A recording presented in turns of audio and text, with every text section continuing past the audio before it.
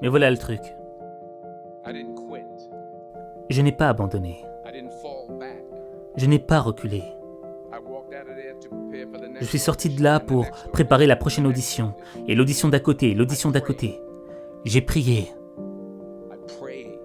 J'ai prié et j'ai prié. Mais j'ai continué à échouer et à échouer et à échouer. Mais cela n'avait pas d'importance, parce que vous savez quoi ?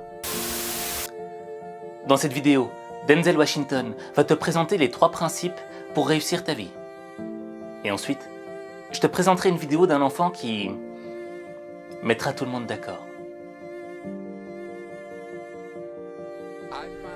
J'ai découvert que rien dans la vie ne vaut la peine si on ne prend pas de risques. Rien. Nelson Mandela a dit « Vous ne trouverez pas de passion en jouant les petits. Pour vous contenter d'une vie qui est inférieure à celle que vous êtes capable de vivre. » Maintenant, je suis sûr que dans vos expériences à l'école, dans vos candidatures à l'université, dans le choix de votre matière principale, de ce que vous avez décidé de faire dans la vie, je suis sûr qu'il y a des gens qui vous ont dit de vous assurer d'avoir quelque chose sur quoi vous appuyer, de vous assurer d'avoir un plan B. Mais je n'ai jamais compris ce concept. Avoir quelque chose sur quoi se rabattre. Si je dois tomber, je ne veux pas me rabattre sur autre chose que ma foi. Je veux tomber en avant. Je me suis dit qu'au moins de cette façon, je verrai ce que je vais frapper. Tomber en avant, c'est ce que je veux dire. Reggie Jackson a frappé 2600 fois dans sa carrière, le plus grand nombre de l'histoire du baseball. Mais on n'entend pas parler des frappes, les gens se souviennent uniquement des home runs. Tomber en avant. Thomas Edison a mené 1000 expériences ratées. Le saviez-vous ? Je ne le savais pas. Parce que la 1001e était l'ampoule. Tomber en avant. Chaque expérience ratée est un pas de plus vers la réussite. Vous devez prendre des risques, et je suis sûr que vous avez déjà entendu cela. Mais je veux vous parler de la raison pour laquelle c'est si important. J'ai 3 raisons, et ensuite, vous pourrez prendre vos iPhones. D'abord, vous allez échouer à un moment donné de votre vie. Acceptez-le. Vous perdrez. Vous vous mettrez dans l'embarras. Vous serez nul à quelque chose, il n'y a aucun doute là-dessus. Je sais que ce n'est pas un message traditionnel pour une cérémonie de remise de diplôme, mais je vous le dis, acceptez-le, parce que c'est inévitable. Le fait est, et je vais accélérer le rythme, le fait est que chaque diplômé ici, présent, a le talent nécessaire pour réussir. Mais avez-vous le courage d'échouer ? Voici mon 2e point sur l'échec. Si vous n'échouez pas, vous n'essayez même pas. Je le répète, si vous n'échouez pas, vous n'essayez même pas. Ma femme m'a dit cette grande expression. Pour obtenir quelque chose que vous n'avez jamais eu, vous devez faire quelque chose que vous n'avez jamais fait. Vous avez beaucoup investi dans votre éducation. Et les gens ont investi en vous. Et laissez-moi vous dire que le monde a besoin de vos talents. Je suis rentré d'Afrique il y a 2 jours. Donc je divague un peu, c'est à cause du décalage horaire. Je viens de rentrer d'Afrique du Sud. C'est un beau pays. Mais il y avait des endroits où la pauvreté était terrible, la pauvreté qui a besoin d'aide. Et l'Afrique n'est que la partie émergée de l'iceberg. Le Moyen-Orient a besoin de vous, le Japon a besoin de vous, l'Alabama a besoin de vous, le Tennessee a besoin de vous, la Louisiane a besoin de vous, Philadelphie a besoin de vous.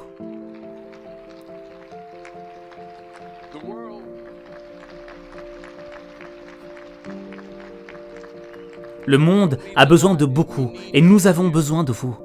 Nous avons vraiment besoin de vous, les jeunes. Je veux dire que je ne parle pas pour tout le monde ici, moi je suis vieux, un peu grisonnant. Nous avons besoin de vous, les jeunes, parce que souvenez-vous, il faut vous lancer. Il faut donner tout ce que vous avez, que ce soit votre temps, votre talent, vos prières ou vos trésors, parce que n'oubliez pas que vous ne verrez jamais un camion derrière un corbillard.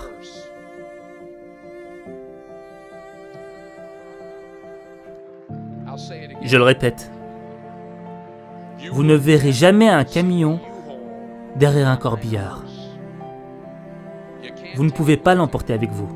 Les Égyptiens ont essayé. Et tout ce qu'ils ont eu a été volé.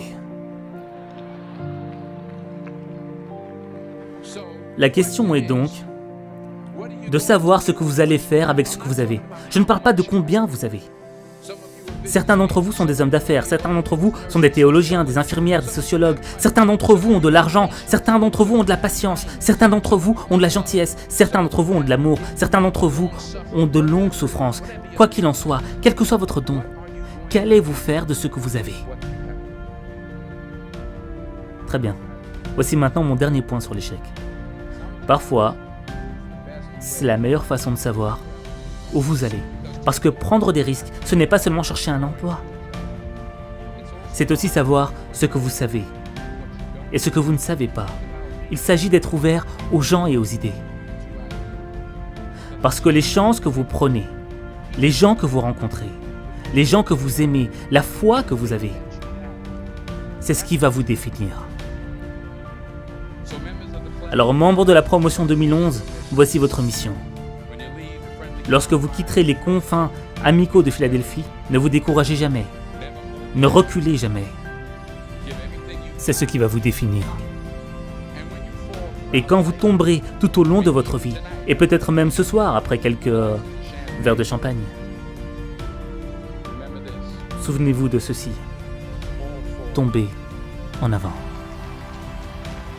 Discours exceptionnel de Denzel Washington. Tomber en avant.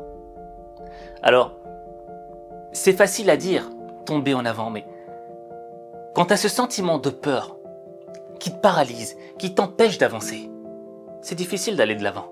On va pas se mentir, on l'a tous eu. Moi, le premier, je suis peut-être l'un des gars qui a eu le plus peur dans ma vie. Le plus peur de faire plein de choses. Et ce qui est bizarre, c'est que tu as l'opportunité qui est devant toi, elle se présente devant toi. Mais tu as peur d'y aller.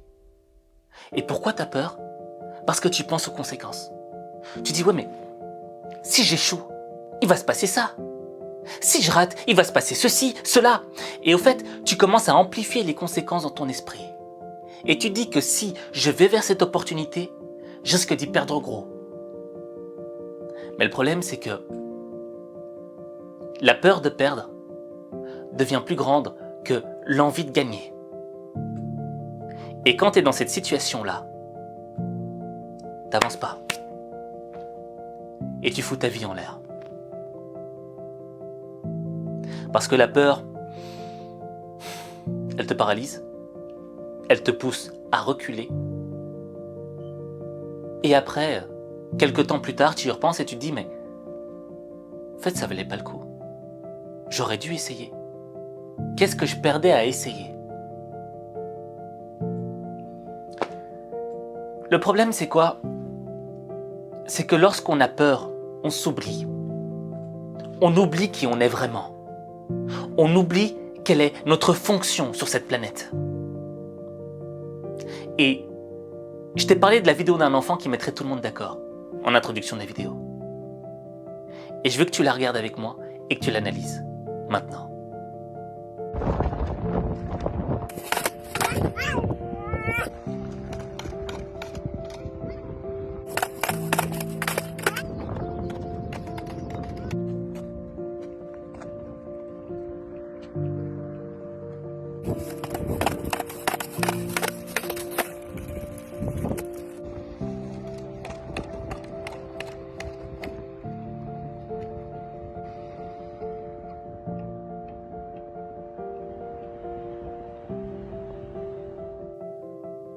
Alors, cet enfant qui tombe et qui se relève, c'est motivant, c'est inspirant.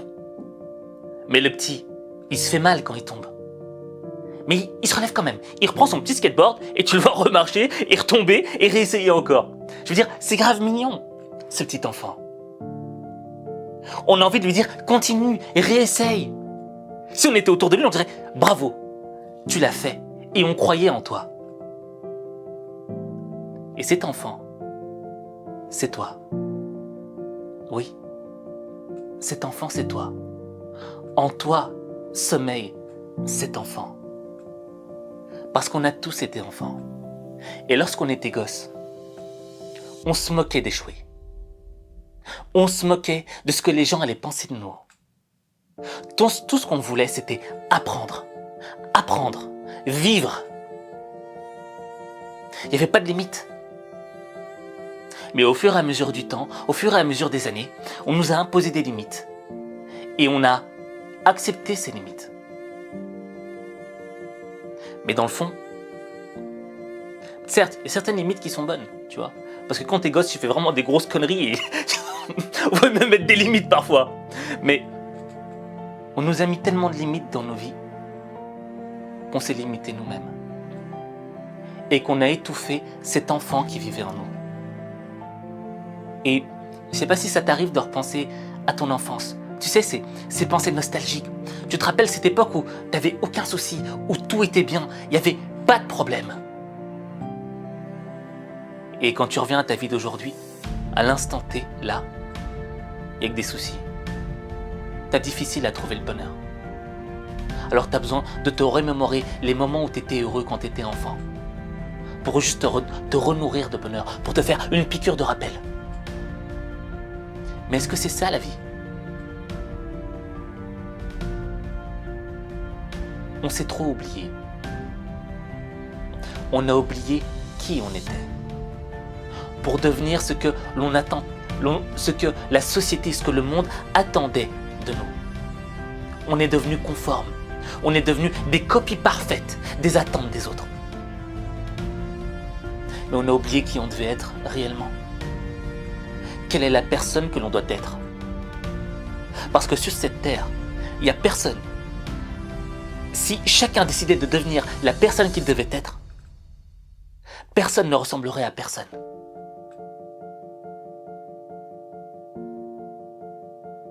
Mais parce qu'on a peur. Parce qu'on a peur du risque. Comme le disait Denzel Washington, le risque. Parce qu'on a peur du risque, on a peur de devenir qui on doit être. Et toute l'idée, c'est de se libérer de cette peur. Mais comment est-ce qu'on se libère de cette peur?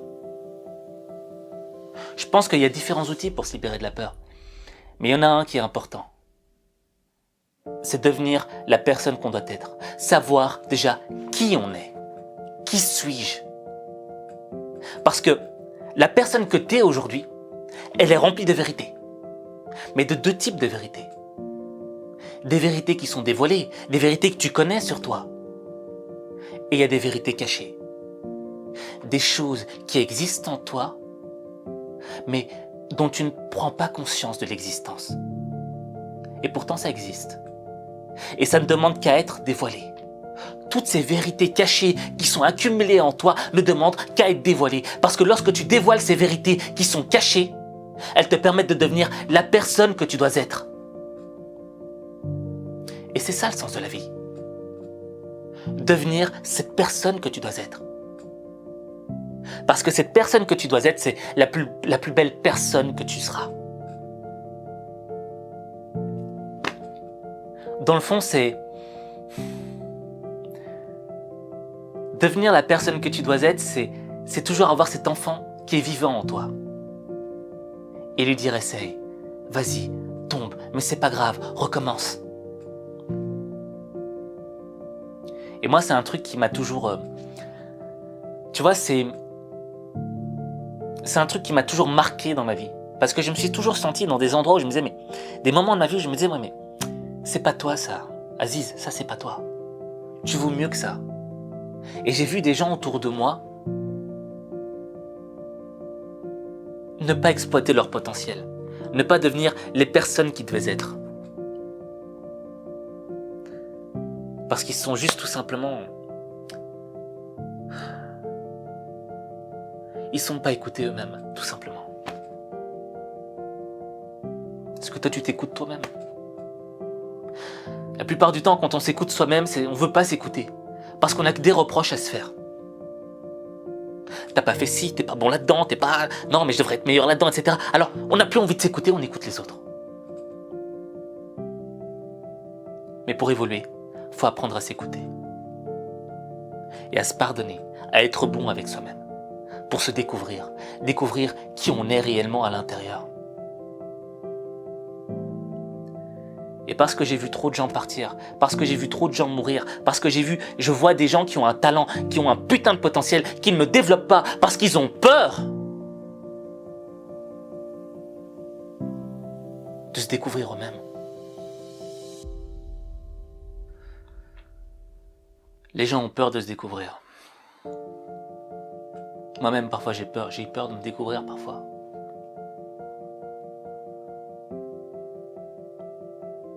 Mais cette peur, on n'a qu'une vie. Demain, on pourrait mourir. Ce serait idiot de se laisser ralentir par la peur. Il faut que ton envie de gagner soit plus grande que ta peur. Et là, ta vie sera heureuse. Parce que tu n'auras plus rien à faire de l'échec. Tu vois, tu sais qui tu es dans le fond. Et un échec ne te définit pas. L'échec ne définit pas la personne que tu es. La victoire ne définit pas la personne que tu es. Ce qui définit qui tu es, c'est ton attitude. Et lorsque tu seras capable de t'écouter et de te définir en fonction de toi-même et pas en fonction de ce que les autres pensent de toi, là tu pourras goûter au bonheur. Tu n'auras plus besoin de te remémorer la nostalgie de ton enfance. Parce qu'aujourd'hui, tu feras ce que tu veux faire. Tu seras libéré de ce que l'on pense de toi. Tu seras libéré de la peur de ce que l'on va dire de toi. Tu seras libéré de tes peurs. Et tu vivras chaque instant de bonheur. Le bonheur, tu le ressentiras à l'instant même. C'est pour ça que j'ai fait cette formation H5 Coaching. C'est une formation qui te permet de enfin te recentrer sur toi, d'apprendre à t'écouter, de te libérer. De te libérer de tous ces freins qui t'empêchent d'aller vers la personne que tu dois être. Et t'as rien à perdre. Si tu veux changer ta vie, c'est un outil qui peut t'aider à transformer ta vie. Je dis pas changer, transformer ta vie. L'objectif, c'est pas de changer, c'est de se transformer, parce qu'on va passer par un processus. Tout comme la chenille se transforme en papillon. La chenille ne change pas de... La chenille, elle ne subit pas juste un changement. Tu vois, elle ne change pas en papillon, elle se transforme en papillon. Et l'état de transformation, c'est quoi? C'est la chrysalide. Et c'est ça qu'on va faire avec H5 Coaching. Tu vois? Et tu peux changer ta vie. Et H5 Coaching, c'est un outil qui va t'aider à changer ta vie. C'est une arme, c'est une épée qui va t'aider à aller à la guerre. Mais changer ta vie, transformer ta vie, il n'y a que toi qui peux le faire. Il n'y a que toi.